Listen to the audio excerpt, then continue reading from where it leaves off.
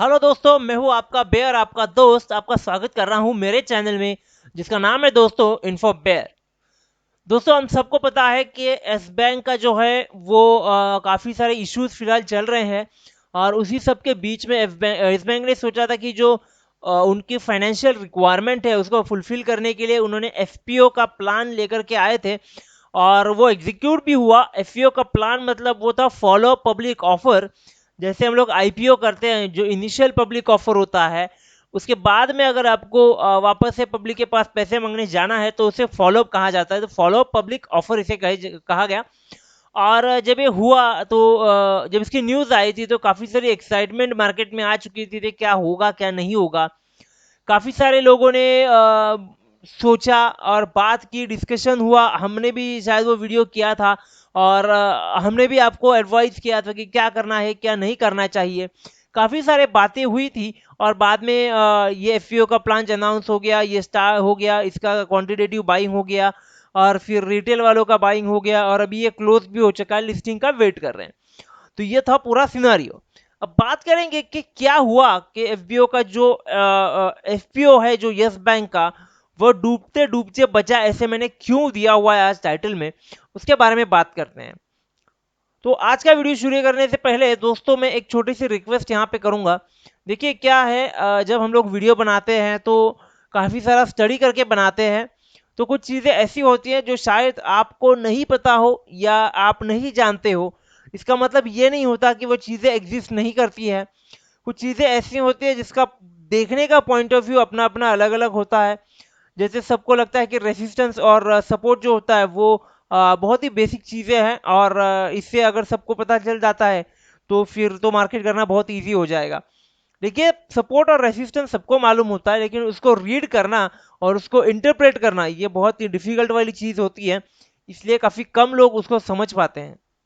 तो ये था मेरी एक छोटी सी रिक्वेस्ट। तो आप का कोई डाउट होगा या तो आप उसे कमेंट में हमें पूछ सकते हैं। और एजुकेशन के जो सेशंस है वो हम लोग ऑलरेडी चालू कर चुके हैं। पिछले संडे एक सेशन ऑलरेडी हो चुका है।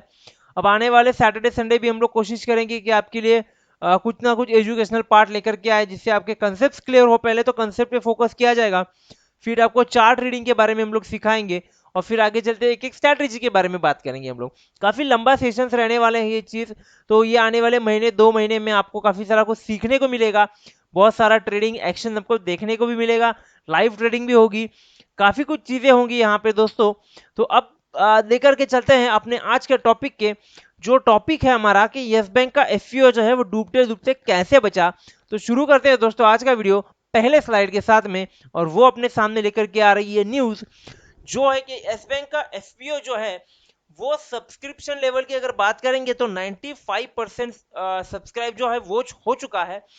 और अगर आप बात करेंगे उसी टाइम पे चल रहे हैं रोसरी बायोटेक के सब्सक्रिप्शन की, तो इट्स वोपिंग लाइक 79 टाइम्स उसका जो है वो सब्सक्रिप्शन हो चुका है। जबकि यस बैंक का 100% भी तक नहीं पहुंच पाया। अभी क्यों ऐसे हुआ और इसके क्या आसार होंगे अगर यस बैंक का ये एफपीओ थोड़ा और नीचे आ जाता तो क्या हो सकता था। देखिए दोस्तों, 15,000 करोड़ का रिक्वायरमेंट था बैंक का। बैंक एफपीओ लेके आई और उस टाइम पे कुछ एनएससी का ट्रेडिंग डिफिकल्ट हो रहा था। सुबह ही कुछ 14-12 रुपए के ऊपर चल रहा था शेयर। और उसके बाद में जो है इन्होंने एफपीओ का जो काम है वो पूरा कर दिया और सब्सक्रिप्शन लेवल 95% तक इन्होंने अपना पहुंचा दिया। बेसिकली 95% आप ध्यान में रखिएगा, ठीक है। स्टेट बैंक ने इनको क्या बोला था, स्टेट बैंक कैपिटल जो है उन्होंने बोला था कि भाई अगर आपका सब्सक्रिप्शन अंडर सब्सक्राइब होता है, यानी एफपीओ अंडर सब्सक्राइब अगर होता है, तो 3,000 करोड़ वर्थ के शेयर्स जो है वो यस बैंक माफ कीजिएगा एसबीआई बैंक खरीद लेगा। यानी ऑलरेडी यहाँ पे एक सपोर्ट जो है अच्छा खासा एसबीआई बैंक ने यस बैंक को दे करके रखा हुआ था। अब यहाँ पे क्या हुआ है, टोटल शेयर्स जो बिड हुए हैं दोस्तों वो है अप्रोक्स 11.88 बिलियन, यानी 11.88 बिलियन शेयर्स, जो कि अप्रोक्स 95% निकल के आते हैं टोटल शेयर्स। जो टोटल शेयर्स थे 12.51 बिलियन यानी 12.51 billion shares as per the subscription data on NSC. तो ये वेरीफाइड डेटा है। अब बात करेंगे देखिए QIB जो होते हैं, क्वालिफाइड इंस्टीट्यूशनल बायर, इन्होंने जो बाय किया हुआ है वो है 1.4 टाइम्स। मतलब जो इनका अलॉटमेंट, इनको जो पोर्शन इनको दिया गया था, उस पोर्शन के 1.4 टाइम्स इन्होंने बाय किया हुआ है। और हाई नेट इन्वेस्टर्स, जो हाई नेटवर्थ इन्वेस्टर्स जो होते हैं, या फिर रिटेल बायर जो होते हैं, इनको जो कोटा दिया गया था दोस्तों, वहां पे जो है हाई नेट वालों ने जो है वो सिर्फ 63% का इंटरेस्ट दिखाया हुआ है, और रिटेल वालों ने तो सिर्फ 43% का इंटरेस्ट दिखा दिया यहाँ पे। इससे ज्यादा इन लोगों को बिल्कुल भी इंटरेस्ट नहीं था। तो इससे एक बात तो क्लियर हो जाती है कि जो भी फंड अभी यस बैंक में आने वाला है, ये सिर्फ क्वालिफाइड इंस्टीट्यूशनल बायर का है, यानी कंपनियों का फंड आएगा। ना ही इंडिविजुअल इन्वेस्टर इसमें इंटरेस्टेड थे, ना ही रिटेल बायर इसमें इंटरेस्टेड थे। और रिटेल बायर तो दिख जाता है 50% से भी नीचे है। तो यहाँ से क्लियर हो जाता है कि कोई भी रिटेल इन्वेस्टर अभी फिलहाल तो यस बैंक पे ट्रस्ट नहीं करना चाहता है। जो ऑलरेडी बायर है, जो फंसे हुए लोग हैं, उनको तो भरोसा करना ही पड़ेगा, उसके पास वैसे भी कोई ऑप्शन नहीं है। काफी सारे लोग बड़े बड़े रेट पे, प्राइस पे जो है वो फंसे हुए हैं, इंक्लूडिंग मी। मैं भी एक 50 रुपए के रेट पे फंसा हुआ हूँ। और जब मैं लोगों के कमेंट्स पढ़ता हूँ दोस्तों, तो काफी सारे लोग हैं जिन्होंने लाख, 5 लाख, 10 लाख ऐसे पैसे इस बैंक में डाले हुए हैं, और काफी काफी बड़े प्राइस पे डाले हुए हैं। तो उनको मैं बोलूंगा, देखिए आप अभी फिलहाल तो होल्ड कीजिएगा, सेल के बारे में बिल्कुल भी ना सोचे। बैंक जो है और भी नीचे जाने की पूरी पूरे आसार यहाँ पे दिख रहे हैं। अब देखना ये बनता है कि बैंक कौन सा सपोर्ट क्रिएट करता है, और बैंक जो है रिवर्सल मूव दिखाना स्टार्ट करता है। अगर आपको शेयर एवरेज करना भी है, अगर आप सोच रहे हो शेयर एवरेज करने के बारे में, तो फिलहाल ये आपका लेवल बिल्कुल भी नहीं है शेयर एवरेज करने का।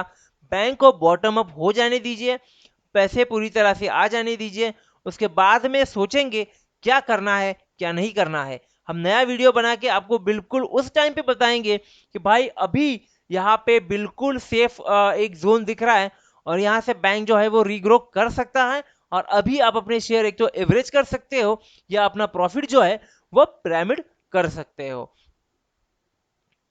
देखिए अभी इसमें, जिसमें जो इंस्टीट्यूशनल बायर की बात कर रहा था मैं, जो बड़े बड़े फंड्स ने पैसा डाला, तो वो कौन से कंपनीज है?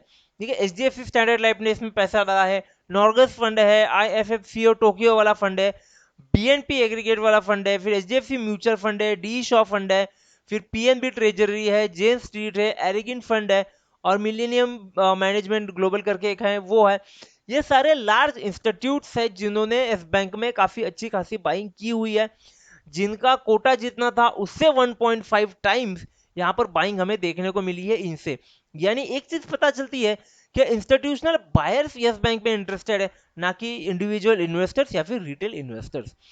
बैंक ने नियरली जो पैसा यहाँ से जमा किया हुआ है वो अप्रॉक्स है 4100 करोड़, यानी 41,000, माफ कीजिएगा 4,100 करोड़, जो एंकर इन्वेस्टर्स जो होते हैं, जिन्होंने 1.4% का बाई किया था। तो अलॉटमेंट जो है वो बिलियंस में हुआ था, अप्रॉक्स 3.4%, 3.42 बिलियन इक्विटी शेयर्स इनको दिए गए हैं, जो 14 एंकर इन्वेस्टर्स हैं। और यहाँ पे इन सब एंकर इन्वेस्टर को जमा करने वाला जो है भाई, वो है बेट्री इंडिया होल्डिंग। इसके थ्रू ही इनका मोस्ट ऑफ द इंस्टीट्यूशन का जो है वो परचेसिंग हो चुका है। अब सेबी के नॉर्म्स, देखिए मैंने आपको बोला था कि भाई डूबते डूबते ये बच चुका है, अभी किस तरह से, थोड़ा सोच के चलिएगा दोस्तों। यहाँ पर सेबी के नॉर्म्स ऐसे है कि अगर आप आईपीओ या एफपीओ लेकर के आते हो, और वो 90% से नीचे अगर सब्सक्राइब होता है, तो आपका आईपीओ एफपीओ फेल माना जाता है, और आपको जो है जितने भी सब्सक्रिप्शन के पैसे आपने लिए हुए हैं, वो आपको सबको रिफंड करने होते हैं। यानी अगर यहाँ पे 5% या 6% से नीचे अगर अगर बैंक आ जाता था, अगर ये अंडर सब्सक्राइब रह जाता था, तो सेबी के नॉर्म्स के हिसाब से सबके पैसे इनको रिटर्न करने पड़ते, और ये एफपीओ जो फेल हो जाता। इसीलिए आपको अगर याद होगा तो मैंने बोला था कि स्टेट बैंक ने बोला था कि हम आपके 3,000 करोड़ के शेयर्स खरीदेंगे अगर आपका जो है एफपीओ है अंडर सब्सक्राइब रहा तो। बट यहाँ पे सिर्फ 5% ऊपर जाते हुए दिखा है, तो इसे बोल नहीं सकते कि हम बहुत बड़ा रिस्पॉन्स है। अगर इसमें से थोड़े रिटेल इन्वेस्टर जो है, जो शायद फ्रेश है, तो इन्होंने अगर बाइंग नहीं दिखाई होती, या इंस्टीट्यूशनल बायर को छोड़ के ये जो इंडिविजुअल बायर है, इन्होंने अगर थोड़ा इंटरेस्ट कम दिखाया होता, तो कहीं ना कहीं ये माफ कीजिएगा स्टेट बैंक को और 3,000 करोड़ जो है यस बैंक में डालना पड़ सकता था। तो यहाँ पे एक चीज दिखाई दे रही है कि यहाँ पे लॉन्ग टर्म इन्वेस्टमेंट के नजरिए से पूरा पैसा डाला जा चुका है। एफपीओ का डिमांड ऑफ बुक वैल्यू जो आ रही है पूरी घुमा फिरा के वो है 0.85% अभी का वैल्यूएशन यस बैंक का, जो कि जो नए नए बैंक है जैसे आईडीएफसी बैंक हो गया या फेडरल जो छोटे छोटे बैंक है उनके लेवल पे अभी ये आता हुआ पूरी तरह से दिख रहा है बैंक का वैल्यूएशन। तो सस्ता तो बहुत है, बट आने वाले फ्यूचर में पता चलेगा ये सस्ता बढ़िया है या सस्ता घटिया था। अब एफपीओ माफ कीजिएगा, अभी यस बैंक के अगर साइजेबल बोलेंगे तो इनका क्या एक कहा जाता है यहाँ पे एंजल ब्रोकिंग का स्टेटमेंट ये है कि आने वाले या फिर जो पिछले 3 साल के पिछले 3 क्वार्टर की बात करेंगे 2 या 3 क्वार्टर की, तो इनमें बहुत अच्छी खासी जो है ना डिपॉजिट विड्रॉवल्स देखने को मिले हैं। जब ये न्यूज़ आई थी कि भाई ऐसे मोराटोरियम लगने वाला है या सब चीज़ें होने वाली है, तो काफ़ी सारे लोगों ने जो बेसिकली रिटेल अकाउंट होल्डर होते हैं या सेविंग अकाउंट होल्डर होते हैं, इन्होंने काफ़ी सारे पैसे जो है अपने विड्रॉ कर लिए। और वहाँ पे स्टेटमेंट भी आए थे कि काफ़ी सारा पैसा यस बैंक जो है विड्रॉ हो रहा है और यस बैंक भी वो सब पैसा सप्लाई कर रही है, प्रॉपरली सब प्रोसेस हो रहे थे, कोई प्रॉब्लम नहीं आ रहा था। बट उसके बाद में जो बैंक को फटका लगा क्योंकि काफ़ी सारा पैसा बैंक से निकाला जा चुका था, तो वो एक यहाँ पे कंसर्न की बात हो रही है एंजल ब्रोकिंग से। और ये आगे कह ये रहे हैं कि भाई देखिए रीबिल्डिंग ऑफ कासा, कासा यानी करंट अकाउंट और सेविंग अकाउंट का डिपॉजिट जो है वो वापस लाना बैंक के लिए एक बहुत बड़ा चैलेंज होगा, ताकि बैंक का आरओई जो है वो सुधर सके। और बैंक को फिलहाल उन्होंने एक नॉर्मल रेटिंग जो न्यूट्रल रेटिंग बोला जाता है वहां पर बैंक को रखा हुआ है। और होपफुली मुझे ऐसा लगता है as a Yes Bank customer या यस बैंक शेयर होल्डर जो भी आप बोलो, मेरे कंपनी का करंट अकाउंट यस बैंक में है, मेरा सेविंग अकाउंट यस बैंक में है और मेरे 500-600 शेयर्स भी पड़े हुए हैं मेरे पास यस बैंक के। तो वो सबको कंसीडर करके मैं ये जबरदस्ती वाला स्टेटमेंट नहीं दे रहा हूँ, बट मुझे कहीं ना कहीं ये चीज लग रही है यस बैंक रिवाइव करेगा, बिल्कुल रिवाइव करेगा, लेकिन जो टाइम पीरियड लगने वाला है दोस्तों वो बहुत लंबा लग सकता है। मे भी 2 साल जा सकते हैं, मे भी 5 साल जा सकते हैं।